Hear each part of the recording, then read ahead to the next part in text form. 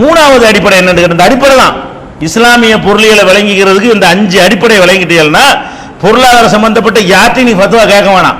இன்னது இருந்தா ஹலால் ஹராம் நீங்களா சொல்லிட்டு போயிடலாம். இதுக்கு நிறைய ஹதீஸ்கள் ஆய்வு செய்யலாம் தேவையில்லை. அடிப்படை அவ்வளவு லேசா இஸ்லாம் என்ன செய்து நமக்கு சொல்லி தந்திருக்கிறது. மூணாவது என்னன்னு கேட்டா வட்டியின் அடிப்படையில், மூணாவது அடிப்படை வந்து வட்டியை அடிப்படையாக கொண்ட எந்த கொடுக்கல் வாங்கலா இருந்தாலும் அது ஹராம். வட்டிங்கிற டாபிக் வரக்கூடாது. எந்த வியாபாரம் பண்ணாலும் சரி, வேற கொடுத்து வாங்கினாலும் சரி, அதுல என்ன வரக்கூடாது? வட்டியோ வட்டியின் சாயலோ. வட்டி மட்டும் மார்க்க தடுக்கப்படலைங்க, வட்டியும் தடை செய்யப்பட்டிருக்கிறது மார்க்கத்தில். குர்ஆன்ல வட்டி தான் தடுக்கப்பட்டிருக்கிறது, ஹதீஸ்கள்ல வட்டியின் சாயலும் தடுக்கப்படுது. வட்டியா இருக்குமோ, லேசா வட்டி வாடை அடிக்குதோ அப்படிங்கிற மாதிரி இருந்தால் அதுவும் என்ன செய்யப்படுது? ஒரு பூ இருக்குன்னா பூக்கு ஒரு வாடை இருக்கும். பெருங்காயத்தை எடுத்து, பெருங்காயத்தை உதாரணம் சொல்லுவாங்க, பெருங்காயத்துக்குன்னு ஒரு வாடை இருக்குது. ஒரு டப்பாவில் போட்டுட்டு பெருங்காயத்தை எடுத்துனா டப்பாவில் வாசம் அடிக்கும், பெருங்காயம் இருக்காது, அந்த வாசம் என்ன செய்ய இருக்கும். அந்த மாதிரி சிலது வந்து வட்டியா இருக்கும், சிலதை பார்த்து வட்டி வாசம் அடிச்சுட்டு இருக்கும். வட்டியா இருக்காது, அதுல என்ன இருக்கு? வட்டியுடைய வாடை வரும். அந்த ஹதீஸ்ல நிறைய உதாரணங்களுக்கு வருது, அதை வச்சு நீங்க விளங்கிக்கலாம். அப்ப மார்க்கத்தை பொறுத்த வரைக்கும் வட்டியும் வட்டியின் வாடை அடிக்கக்கூடிய விஷயங்களும் முழுசாக தவிர்க்கப்பட வேண்டும். அந்த மாதிரியான பொருளாதாரத்தை என்ன செய்யக்கூடாது, நம்ம எந்த கட்டத்திலும் நாடக்கூடாது என்பது மூணாவது அடிப்படை. முதல்ல இதை பற்றி விளங்கி கொண்டு, வட்டினா என்ன நிறைய பேருக்கு தெரியல. என்ன குழப்பம்னா, வட்டின்னு என்னென்று விளங்காதவர்களாக முஸ்லிம்கள் இருந்து கொண்டிருக்கிறார்கள். அது ஒரு பெரிய மிஸ்டேக் நடக்கிறது. சில பேர் வட்டியை விளங்குறாங்க, வட்டிங்கிற ஒரு சின்ன பாவம் மாதிரி நினைக்கிறாங்க. வட்டினா என்ன, ஒரு பொய் சொல்ற மாதிரி, ஒரு கோல் சொல்ற மாதிரி, ஒரு 100 கிராமுக்கு பதிலாக 75 கிராம் கொடுக்குற மாதிரி ஒரு சின்ன அளவில் நடக்கக்கூடிய ஒரு ஃப்ராட் இருக்குல்ல, அந்த ரேஞ்சில் தான் வட்டியை வச்சு பார்க்குறாங்க. ஆனால் வட்டி இஸ்லாம் வந்து எந்த இடத்துல வச்சிருக்குங்கிற விளங்குனாங்கன்னு சொன்னா, அவன் ஷிர்க்கு குஃபுருக்கு பயப்படுற மாதிரி எதுக்கு பயப்படணும்? வட்டிக்கு பயப்படணுங்க. வேற இதுக்கு முந்தி பிறர் பொருள் எடுக்கிற சொன்னவன் அதெல்லாம் கூட சின்னதாக போயிடும். வட்டியோட ஒப்பிட்டு பார்த்தீங்கன்னா இருக்கிறதுலேயே பயங்கரமான ஒரு பொருளாதார குற்றம் என்னன்னு பார்த்தீங்கன்னா வட்டி தான். அவ்வளோ பெரிய குற்றமாக மார்க்கத்தில் சொல்லப்படுகிறது. முதல் வட்டியை பற்றி இஸ்லாம் என்ன சொல்லுது? திருக்குறள் அல்லாஹ் சொல்லி காட்டுகிறான், அல்லதீன யக்குலுன ரிபா லா யகூமுன இல்லா கமா யகூமுல்லதி யதஹபத்துஹு ஷைத்தானு மினல் மஸ். வட்டியை வாங்கக்கூடியவர்கள் மறுமை நாளில ஷைத்தானால் தீண்டப்பட்டவர்களை போல என்ன செய்வார்கள்? எழுந்திருப்பார்கள். ஏன் அப்படி எழுந்திருப்பார்கள் என்று சொன்னால், ذَلِكَ بِأَنَّهُمْ قَالُوا إِنَّمَا الْبَيْعُ مِثْلُ الرِّبَا. வியாபாரமும் வட்டி ஒன்று போல தான். இது வியாபாரமும் வட்டி ஒன்று தான். அதுலேயும் என்ன செய்யறோம்? 10 ரூபாய்க்கு எங்கே 11 ரூபாய்க்கு விற்கிறோம், இதுலையும் 10 ரூபாய்க்கு கொடுத்துட்டு 11 ரூபாய் வாங்குறோம். ரெண்டு ஒன்று தானே. 10 ரூபாய்க்கு ஒரு பொருளை வாங்கி 11 ரூபாய்க்கு விற்கிறோம், 10 ரூபாய் வட்டியை கொடுத்துட்டு 11 ரூபாய் வட்டி, 1 ரூபாய் சேர்த்து வட்டி வாங்குறோம். ரெண்டு ஒன்று தானே என்று அவர்கள் சொன்ன காரணத்தினால் இவர்கள் ஷைத்தான் பிடிக்கப்பட்டவர்களை போல என்ன செய்வார்கள்? மறுமையில எழுந்திருப்பார்கள் என்று சொல்லிட்டு அல்லாஹ் விளக்குறான். வஹல்லல்லாஹுல் பைஅ, வியாபாரத்தை அல்லாஹ் ஹலாலாக்கி இருக்கிறான், அனுமதித்திருக்கிறான். வஹர்ரமர் ரிபா, வட்டியை இறைவன் வந்து தடை செய்திருக்கிறான். ஃபமன் ஜாஅஹு மௌஇலத்து மிர் ரப்பிஹி, யாருக்கு இறைவனிடமிருந்து இந்த அறிவுரை கிடைத்து, இந்த போதனை வட்டியை ஹராமாக்கி இருக்கிறான் என்ற இந்த போதனை, இந்த அறிவுரை கிடைத்து, ஃபன்தஹா, இப்போதிலிருந்து விலகிக் கொள்கிறாரோ, ஃபலஹு மா ஸலஃப், இதுக்கு முந்தி அவர் சம்பாதித்து அவருக்கு உரியது. இன்னைக்கு தான் வட்டி இவ்வளவு பெரிய பயங்கர குற்றம்னு தெரியுது. இது வரைக்கும் வட்டி வாங்கினாரு, வட்டி தான் அவருடைய தொழிலா இருந்தது. இன்னைக்கு தான் என்ன செய்யறாரு? இவ்வளவு பயங்கரமா சாதாரண நினைச்சு வாங்கிட்டானுங்க அப்படின்னு இன்னைக்கு திருந்தி இனிமே வாங்க மாட்டேன்னு ஒரு முடிவு எடுத்து விட்டாரையானால், இதுக்கு வந்து வட்டியில சம்பாதிச்சு வச்சிருப்பார்ல, அதெல்லாம் வச்சுக்கலாம் அவர். அல்லாஹ் சொல்றான், நான் சொல்ல வழங்குதா, ஃபமன் ஜாஅஹு மௌஇலத்து மிர் ரப்பிஹி, யாருக்கு இறைவனுடைய அறிவுரை வந்து, அறிவுரை கிடைத்து, ஃபன்தஹா, உடனே விலகி கொள்கிறாரோ, ஃபலஹு மா ஸலஃப், அதுக்கு முந்தி உள்ளதெல்லாம் அவருக்கு சேர்ந்தது. வ அம்ருஹு இலல்லாஹ், அது அவருக்கு சேர்ந்ததுன்னா உலகத்தில் அவருக்கு சொந்தமாக்கிடுவோம். வ அம்ருஹு இலல்லாஹ், அவருடைய காரியம் அல்லாஹ்வின் பக்கம் இருக்கிற. மன்னிப்பு கேட்டுட்டு இருக்கணும், அவர் செஞ்சதுக்கா அல்லாஹ் தனியா மன்னிப்பு கேட்கணும். ஆனா அவருக்கு சேர்ந்த அந்த காசு அவருடைய சொத்து என்று செய்வோம், அதை டிக்ளேர் பண்ணிடுவோம். ஒமன் ஆத, இந்த அறிவுரையெல்லாம் கிடைச்ச பிறகு திருப்பி செய்வானேயானால், வட்டினா இவ்வளவு பயங்கரமான குற்றம்னு தெரிஞ்ச பிறகு மீண்டும் வட்டி வாங்குவானேயானால், உலாயிக்க அஸ்ஹாபுன் நார், அவர்கள் நரகவாசிகள், ஹும் ஃபீஹா காலிதூன், அதில் நிரந்தரமாகவும் இருப்பார்கள். இதுதான் பயங்கரமான முத்திரை. அதாவது வட்டி வாங்குறது வந்து இது வரைக்கும் நீ வட்டி தப்புன்னு விளங்கியிருப்ப, இவ்வளவு பெரிய தப்புன்னு விளங்கியிருக்க மாட்டேன். நிறைய பேர் விளங்கியிருப்பாங்க வட்டி தப்புண்டு, என்ன நினைச்சிருக்க மாட்டாங்க, நிரந்தரமா அந்த குஃபுர் மாதிரி, ஷிர்க் மாதிரி, இஸ்லாத்தை விட்டு வெளியே போனா எப்படி நிரந்தர நரகம் கிடைக்குமோ அந்த மாதிரி கொண்டு இது நம்மளை தள்ளிடும் அப்படின்னு விளங்காம, சின்ன தப்பு தான் நல்லா மன்னிச்சுக்கிறோம் அப்படின்னு யாராவது இதுக்கு முந்தி வட்டி வாங்கியிருப்பார்களே, ஆனால் இப்பதான் இந்த கடுமையான எச்சரிக்கை அவர்களுக்கு தெரிய வறுமையானால், இந்த வினாடியிலிருந்து வாங்க மாட்டேன் என்று அவர்கள் முடிவு செய்வார்களே, ஆனால் இதுவரைக்கும் வாங்கின விஷயம் என்ன இல்ல, அவங்களுக்கு சொந்தம். நீ வட்டி வாங்கின சொல்ல மாட்டோம், இனிமே திருந்துட்டீல, நீ வாங்க மாட்டீல, இதான கடைசி, இந்த நிமிஷத்துக்கு வாங்க மாட்டேன் அப்படி முடிவெடுத்து விட்டால் ஃபலஹு மா ஸலஃப், முந்தி வாங்கினது அவருக்கு சொந்தம் அப்படின்றான். இவ்வளவு கடுமையான விஷயத்தை தெரிஞ்சு விட்டு நீங்க வட்டி வாங்கினால் நரகவாசிகள் மாத்திரமில்ல, அதுல என்றென்றும் நிரந்தரமாக இருப்பீர்கள். சொர்க்கத்துக்கு வர இயலாது, சொர்க்கம் ஹராம் ஆகிவிடும். நரகத்துக்கு போனதுதான். நம்முடைய ஈமான், நம்முடைய தொழுகை, நம்முடைய நோன்பு, நம்முடைய ஜக்காத்து, நம்முடைய தான தர்மங்கள், நம்முடைய தஸ்பீஹ், நம்முடைய திக்ர், நம்முடைய சமுதாய அறப்பணிகள் எதுக்கும் பயன் கிடையாது. நிரந்தர நரகம் இதுக்கெல்லாம் மார்க் இல்லைன்னு அர்த்தம். அப்ப இது விஷம் மாதிரி, பாய்சன் மாதிரி, பயங்கரமான விருந்து பிரியாணி கிரியாணி எல்லாம் போட்டு 2 சொட்டு சைனட்டை ஊத்திவிட்டா எல்லாம் முடிஞ்சு வச்சுக்காது. பிரியாணின்னு பாப்போமா, எல்லாம் காலியா, அது ஒண்ணுக்கு இல்லாம போயிடும். அந்த மாதிரி விஷம் இது, எல்லாத்தையும் அழிக்கக்கூடிய பயங்கரமான கொடிய விஷம் எது? வட்டி என்பது நம்முடைய அமல்களை பூரா அழிச்சு விடுது, ஈமான கூட அழிச்சு விடுது. ஈமான் இருக்கு, அல்லாஹ் நம்பிதான் இருப்போம், அதுக்கு மார்க் இல்லாம போயிடுது. நிரந்தரமா நரகத்துக்கு போனா என்ன இல்ல, அந்த ஈமானுக்கு எந்த ஒரு மதிப்பும் இல்லாம போய்விடுது என்று இவ்வளவு கடும் எச்சரிக்கையை அல்லாஹ் இது கொடுக்குறான். எது கொடுக்குறான்? ஷிர்க்குக்கு நிரந்தர நரகம்ங்கிறான். ஷிர்க்குன்னா அல்லாஹ்வுக்கு சமமா வேற ஆளை கருதுவது. குஃபுர்னா என்னது? அல்லாஹ்வே இல்லைங்கிறது. கடவுளை இல்லைன்னு சொன்னா குஃபுர், நாத்தியம், இறை மறுப்பு. இறை மறுப்புக்கு நிரந்தர நரகம். இறைவன் இருக்கிறான், இவர் இருக்கிறாருன்னு சொல்லி அல்லாஹ்வுக்கு ஜோடி ஆக்கிட்டீங்கன்னா, அல்லாஹ் கூட்டாளி ஏற்படுத்தினீங்கன்னா அதுக்கு நிரந்தர நரகம். கொலை செஞ்சா, தற்கொலை செஞ்சா அதுக்கு நிரந்தர நரகம். அந்த லிஸ்ட்ல எதுவும் வருது? வட்டி வாங்கி சாப்பிட்டால் அவர்களுக்கு நிரந்தர நரகம், மீளவே முடியாது. அப்ப நம்ம இதை ரொம்ப கேர்ஃபுல்லா நம்ம கவனிக்கணும். வட்டினா என்னங்கிறதையும் கவனிக்கணும். நம்முடைய கொடுக்கல் வாங்கல இது வரைக்கும் வட்டிகள் இருந்திருக்கிறதா, அதுல நம்ம மாட்டிக்கிட்டு இருக்கிறோமா, தெரியாம வட்டி இல்ல, வட்டியை வட்டி இல்லைன்னு நினைச்சு வாங்கிட்டு இருக்கிறோமா என்பதெல்லாம் உன்னிப்பாக கவனித்து இந்த அறிவுரை இப்படி நம்ம வாழ்க்கை என்ன செய்யணும், அமைத்துக் கொள்ள வேண்டும். இது திருக்குர்ஆன்ல 2வது அத்தியாயத்தில் 275வது வசனத்தில் இவ்வளவு இருக்குது. இப்ப சொன்ன விஷயங்கள்லாம் இதுல இருக்கு. சூரத்துல் பக்கராவுல 275வது வசனத்தில் இருக்கிறது. அதே மாதிரி 276ல எல்லாம் சொல்லி காட்டுறான். எதுக்குடா வட்டி வாங்குறீங்க, அந்த நோக்கத்தை வர்றான். வட்டி வாங்கி நல்ல பெருகலாம் தான் நினைச்சிட்டு இருக்கிறார், பயங்கரமா பணத்தை சேர்க்கலாம் தான் நினைச்சிட்டு இருக்கிறார்.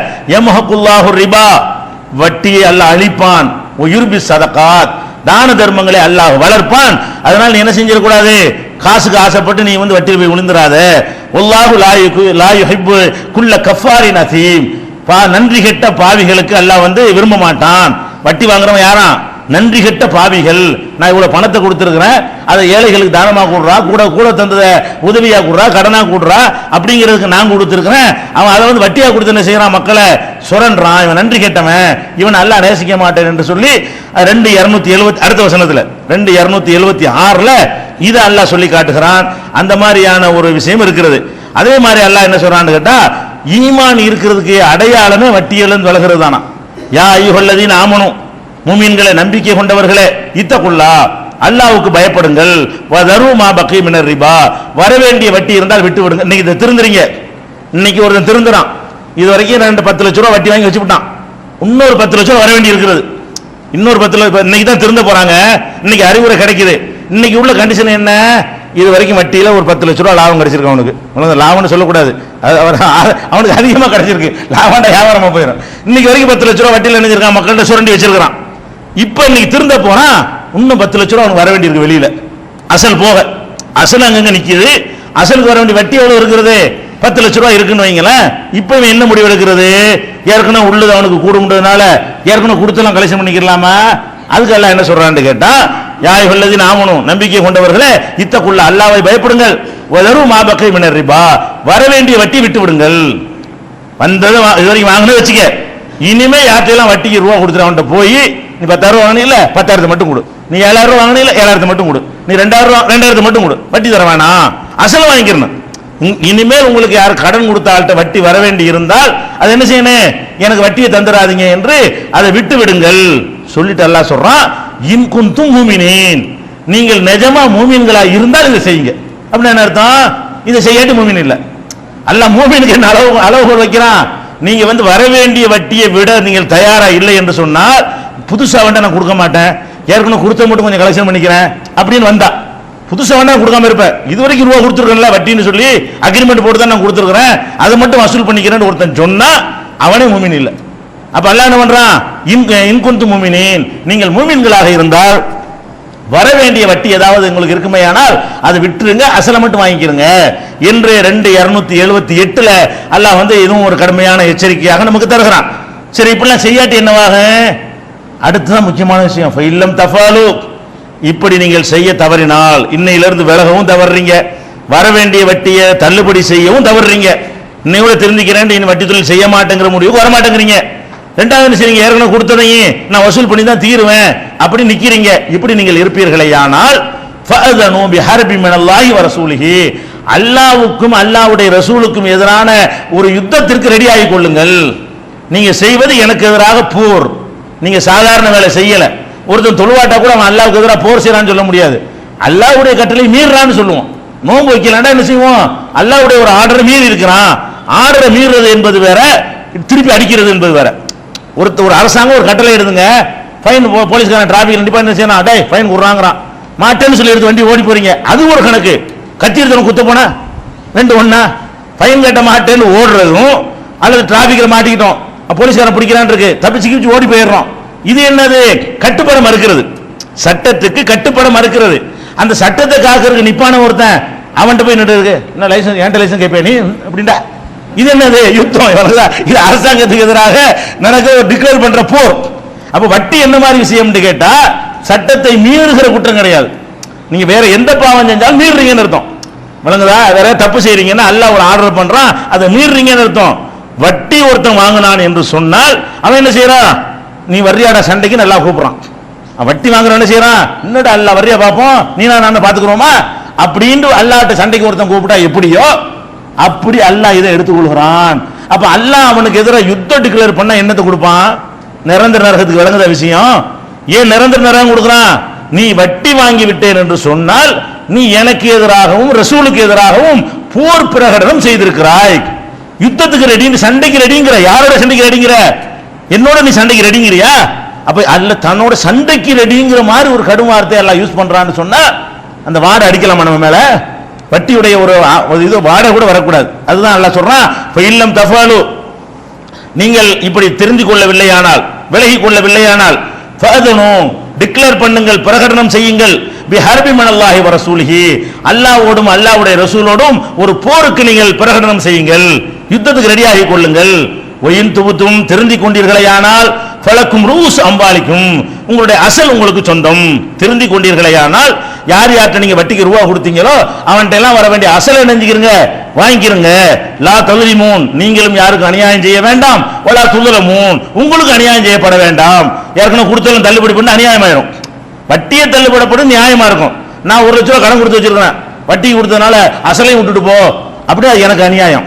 அல்லாஹ் என்ன சொல்றான்? லா தல்லிமூன், நீங்களும் யாருக்கும் அநியாயம் செய்ய வேண்டாம். வலா துல்லமூன், உங்களுக்கும் யாரும் அநியாயம் செய்ய வேண்டாம். அசலை வாங்கி கொண்டால் உனக்கு அநியாயம் இல்லை, அவனுக்கு அநியாயம் இல்லை.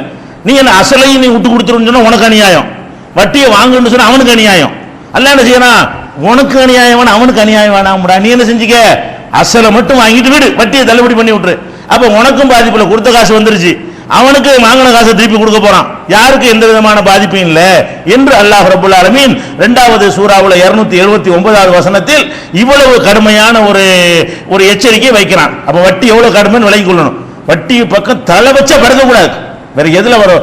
பன்றின்னு சாப்பிடுவோம். நான் கேட்கிறேன், பன்றி பிரியாணி சாப்பிடலான்னு கேட்டா ஒரு முஸ்லீம் சாப்பிடுவானா? உங்களை வச்சுக்கிட்டு பன்றி பிரியாணி சூப்பரா இருக்குல்ல, ருசியா இருக்கு அப்படின்னா சாப்பிடுவோமா? ஏன்? பன்றி எவ்வளவு வெறுக்கத்தக்குன்னு விளங்கி இருக்கிறோமோ அதை அந்த அளவுக்கு வட்டியை விளங்கல. பன்றியை கூட திண்டா கூட இந்த அளவுக்கு வராது. ஒரு ஹராம் செஞ்சான்னு வரும், நிரந்தர நரகமா வரேன். ஒரு பன்னி பொறுத்து திண்டான்னு சொன்னா நிரந்தர நரகம் வருமா? இங்க என்னது? யுத்தம், போர், அல்லாஹ்வுக்கு சண்டைக்கு வர்ற அப்படிங்கிற அளவு ஒரு கடுமையான ஒரு விஷயமா இருக்கிறதுனால பன்றியை நீங்கள் வெறுக்கிறதை விட கோடி மடங்கு வட்டி வெறுக்கணும். பன்றி, சாராயம், செத்து போனோம் இதையெல்லாம் சாப்பிட சாக்கடையில் குடிக்க உடன்படுவீங்களா? அதை வெறுக்கிறத விட, அதெல்லாம் குடிச்சா உங்களுக்கு நரகம் வேண்டாம் கிடைக்கும். எல்லாம் மன்னிக்கலண்டா, எல்லாம் மன்னிச்சுட்டு அது கூட கிடைக்காது, நிரந்தர நரகம் கிடைக்காது. கூவத்தில் இல்லையா தண்ணி குடிச்சா நிரந்தர நரகம் கிடைக்குமா? அடக்கிருக்கு பிள்ளை ஏன்டா அந்த போய் குடிச்சேன்னு எல்லாம் கேட்பான். வழங்குதா? அது ஒரு மனிதர் ஒரு தட்டுவான், அதுக்கு என்ன தண்டனை அதை கொடுத்துட்டு போயிடுவான். பர்மனெண்டா போய் நரகத்தில் போடுவானா? இதுக்கு போட்டுருவானே. அப்ப நம்ம என்ன விளங்கணும்? நம்ம எதை பாவங்கள் விளங்கி வச்சிருக்கிறோமோ அதை வெறுக்கத்தான். நீ பன்றியெல்லாம் வெறுங்க, அது வெறுக்க கூடாதுன்னு சொல்லல. அதை விட கோடி மடங்கு வட்டி வெறுங்க. பன்றியை வெறுக்கிறத விட, சாராயத்தை வெறுக்கிறத விட எதை வெறுக்கணும்? வட்டி அம்மாடி பன்னிக்கறியை தின்றாலும் திம்மனே தவிர வட்டி திங்க மாட்டேன், செத்து போன பணத்தை தின்றாலும் திம்மனே தவிர என்ன செய்ய மாட்டேன், வட்டி பக்கம் தலை வச்சு படுக்க மாட்டேன்னு சொல்ற அளவுக்கு பாரதூரமா இந்த மார்க்கம் சொல்லுகிற வட்டியை பொறுத்த வரைக்கும். அதே மாதிரி இன்னொரு இடத்துல எல்லாம் சொல்லி காட்டுறான். 2வது சூராவுல 131வது வசனத்தில் எல்லாம் சொல்லி காட்டுகிறான். யா அய்யுஹல்லதீன ஆமனு, நம்பிக்கை கொண்டவர்களே, லா தாக்குலு ரிபா, வட்டியை நீங்கள் சாப்பிடாதீர்கள், அல் ஆஃபன் முலாஃபத்தன், பன்மடங்கு பெருகி கொண்டிருக்கக்கூடிய நிலையில் வட்டியை சாப்பிடாதீர்கள்.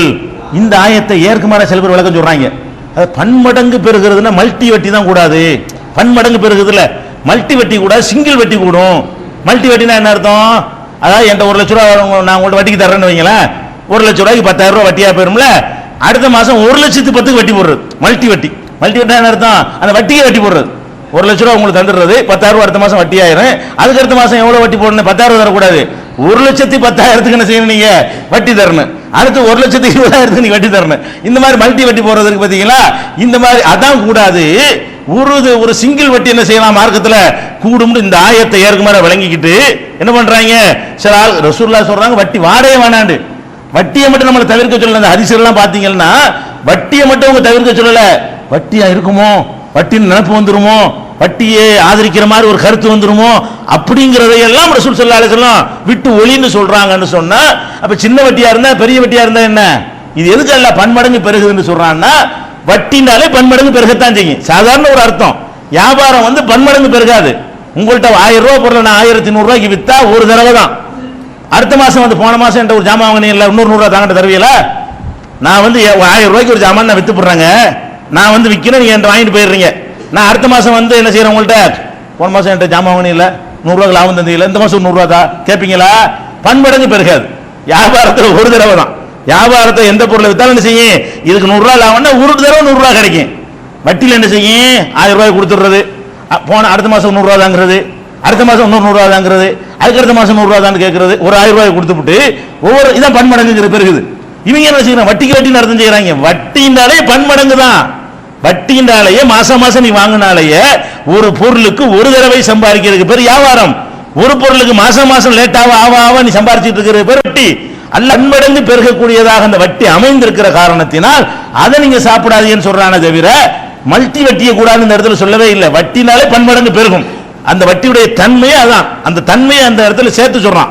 யா அய்யுஹல்லதீன ஆமனு, நம்பிக்கை கொண்டவர்களே, லா தாக்குலு ரிபா, வட்டியை சாப்பிடாதீர்கள், அல்ஆஃபன் முலாஃபத்தன், பன்மடங்கு பெருகிக்கிட்டே இருக்குமே அந்த வட்டியை நீங்கள் சாப்பிட்டு விடாதீர்கள். ஒத்தகுல்லாஹ், அல்லாஹ்வை பயப்படுங்கள், லஅல்லக்கும் துஃப்லிஹூன், நீங்கள் வெற்றி பெறுவீர்கள். ஒத்தகுன் நாரல்லத்தி உஇத்தத்தில் காஃபிரீன், காஃபிர்களுக்கு ரெடியாக்கி வச்சிருக்கிறேனே நரகத்தில் பல பேர்கள் ரெடியாக்கி வச்சிருக்கிறான். சில நரகம் காஃபிருக்கு ரெடியா இருக்கும், சில நரகம் மூமின்கள்ல பாவிகளுக்கு ரெடியா இருக்கும். காஃபிருக்கு ரெடியான நரகத்துக்கு போனா காஃபிர் தான், வெளியே வர இயலாது. அல்லாஹ் என்ன சொல்றான்னு கேட்டா, உனக்கு எந்த நரகம் தெரியுமா, மூமின்களுக்கும் நரகம் உண்டு. மூமினா இருந்துகிட்டு தப்பு செய்யறான், பாவம் செய்யறான், ரமலான் மாசம் நோன்பு வைக்காம இருக்கிறான், அது பாவம், அதுக்கு நரகம் கொடுக்கணும். அந்த நரகத்துக்கு போனா என்ன செய்வான், கொஞ்ச நாளைக்கு போட்டுட்டு போட இருந்துட்டு நரகத்தை ஓட சொல்றது கொடு அப்படின்னு அனுப்பி விட்டுருவான். இல்ல மன்னிக்கலன்னு சொன்னான், மன்னிச்சுட்டா எடுத்தரப்புல சொர்க்கத்துக்கு விட்டுருவான். மன்னிக்கலன்னா கொஞ்ச நாளைக்கு தண்டனை அனுபவிச்சு விட்டு அப்புறமே சொர்க்கத்துக்கு போகலாம். அது மூமின்கள்ல உள்ள பாவிகளுக்கு உள்ள நரகம். இங்க எல்லாம் என்ன சொல்றான், வட்டி வாங்குறவனுக்கு ஒத்தகுன்னார், உனக்கு ஒரு நரகம் இருக்காது, பயந்துக்கு. எந்த நரகம், அல்லத்தி உஇத்தத்தில் காஃபிரீன், காஃபிர்களுக்கு ரெடியாக்கி வச்சிருக்கிறேனே, என்னை மறுக்கிறவங்களுக்கு ரெடியாக்கி வச்சிருக்கிறேனே அந்த நரகத்தை பயந்துக்க, உன்னை எங்கதிக்கு போட்டுருவேன், வட்டியை நீ நியாயப்படுத்தி வாங்கி கொண்டு இருந்தால் நிரந்தர நரகத்தில் போட்டுருவேங்கிறது வேற வார்த்தையில அல்லாஹ் வந்து இதை 131வது வசனத்தில் அல்லாஹ் சொல்லி காட்டுகிறான்.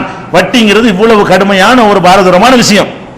இன்னும் சொல்ல போனா இந்த வட்டியை வந்து இஸ்லாம் ரசூலுல்லாஹ் வந்து தடுக்கல, அதையும் விளங்கிக்கணும். வட்டியை வந்து ரசூல் ஸல்லல்லாஹு அலைஹி வஸல்லம் தான் முதல்ல தடுத்தாங்க. அதுக்கு முன்னாடி எல்லாம் சகஜமா வட்டி வாங்கிட்டு இருந்தாங்க அப்படிங்கிற மாதிரி வந்து யகூதிகள் வந்து பொய் சொல்லி கொண்டிருந்தார்கள். உண்மை என்ன, எல்லா நபிமார்களும் வட்டியை தடுத்திருக்கிறாங்க. எப்படி நோன்பை பத்தி எல்லாம் சொல்லும் பொழுது, கமா குத்திப அலல்லதீன மின் கபலிக்கும், நோன்பு உங்களுக்கு கடமை, உங்களுக்கு மட்டும் கடமை இல்லை, உங்களுக்கு முந்தி உள்ளவர்களுக்கு எப்படி கடமையாக்கப்பட்டதோ அது மாதிரி உங்களுக்கு கடமையாக்கப்பட்டிருக்கு நல்லா குர்ஆன்ல சொல்லி காட்டுறான். நமக்கு நோம்புடைய முறையில வித்தியாசம் இருக்கலாம், நோம்புடைய டைம், நோம்புடைய காலம், ஒரு மாசம் வச்சா அவங்களுக்கு கூடுதலா இருக்கலாம், கொஞ்சம் குறைச்சலா இருக்கலாம். நம்ம காலையில இருந்து ராத்திரி வரைக்கும் இருந்தா அவன் வேற ஒரு நேரத்தை கொஞ்சம் கூடவோ குறையவோ இப்படியான ஒரு டிஃபரெண்ட் இருக்கலாமே தவிர நோம்புங்கிற அந்த ஒரு பேசிக் என்ன செஞ்சு எல்லா சமுதாயத்திலையும் இருந்தது.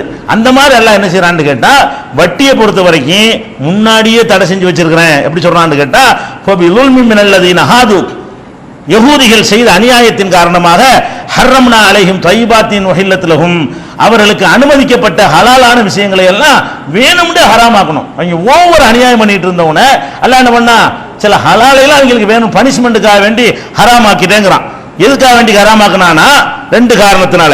பிசத்திஹிம் அன் சபீலில்லாஹி கஸீரா, அல்லாஹ்வுடைய பாதையை விட்டு அதிகம் அதிகம் தடுத்து கொண்டிருந்த காரணத்தினாலையும், அகதிஹிமுர் ரிபா, வட்டி வாங்கிய காரணத்தினாலையும் அவர்களுக்கு ஹலாலை எல்லாம் ஹராமாக்கணும். வட்டி வாங்குறதுக்கு வந்துட்டீல, உனக்கு அனுமதிச்சு நீ ஆட்ட கூட திங்க கூடாது, மாட்ட கூட திங்க கூடாது, ஏதோ ஒண்ணு அல்லாஹ் ஹலாலாக்கின சில விஷயங்களை அவர்களுக்கு என்ன அல்லாஹ் ஹராமாக்குன்னு சொல்லிட்டு கது நுஹு அன்ஹு, அவர்களும் வட்டி வாங்கக்கூடாது தடுக்கப்பட்டிருக்கிறார்கள்.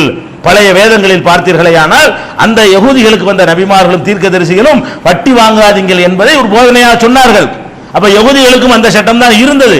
அதை மீறி வட்டி வாங்கிய காரணத்தினால் இப்படி செஞ்சேன் என்று சொல்லி அல்லாஹ் என்ன செய்யறான், அது ஒரு கடுமையான ஒரு விஷயமாக சொல்லி காட்டுகிறான். இது 4வது சூராவுல 161வது வசனத்தில் இருக்கிறது. அப்ப வட்டியை பத்தி குர்ஆன்ல இவ்வளவு மொத்தமே இருக்குது. இதுவரைக்கும் உள்ளதுல வட்டின்னா இவ்வளவுதான் குர்ஆன்ல மொத்தம் இருக்குது. வசனங்கள் குறைவா இருக்கலாம், அழுத்தம் கூட இருக்கு. அகீமு ஸலாத்தன் 100 தடவை சொல்றதை விட ஒரு தடவை சொன்னால் யுத்தம், டேய் போருக்கு வர்றேன்னா முடிஞ்சு வச்ச கதை. எவ்வளவு கடுமை, நிரந்தர நரகத்துக்கு போட்டோம்னா எவ்வளவு பெரிய கடுமை. குறைந்த வசனங்கள் 5-6 வசனத்துக்குள்ள இந்த விஷயத்தை எல்லாம் முடித்து விட்டாலும் அதுல வச்சிருக்கிற எச்சரிக்கை ரொம்ப கடுமையானது என்பதை விளங்கிக் கொள்ள வேண்டும். அது வட்டி 3வது விஷயம், அடிப்படை வட்டி.